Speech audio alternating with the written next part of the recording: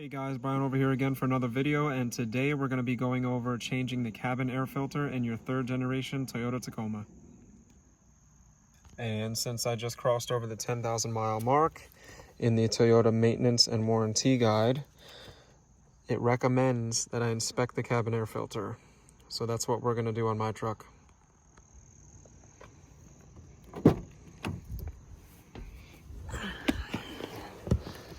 Alright, so I'm in the passenger seat, and step one, take your stuff out of the glove box.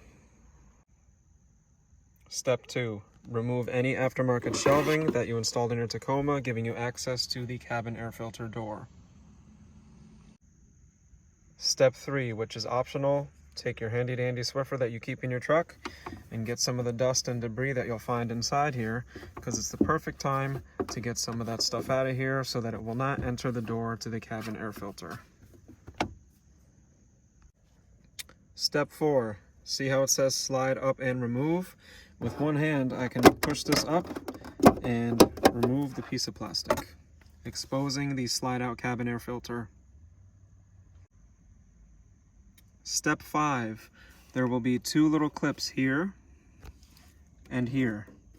And what I want to do is unlock each clip, opening the door to the cabin air filter.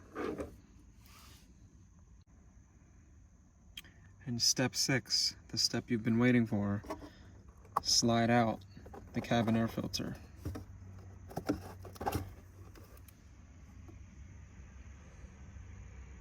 What do you think? Do I need to replace it? Step 7. Make sure your new cabin air filter is inserted in the right direction with the proper side up and the proper side inserted.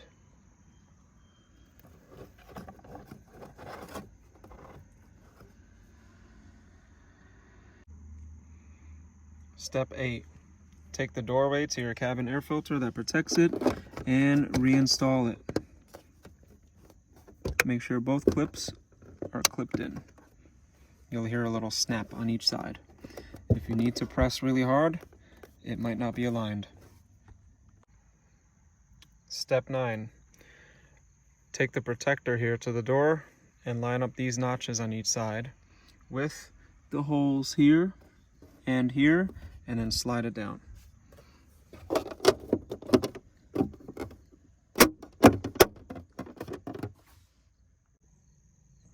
Step 10. Reinstall your aftermarket shelf.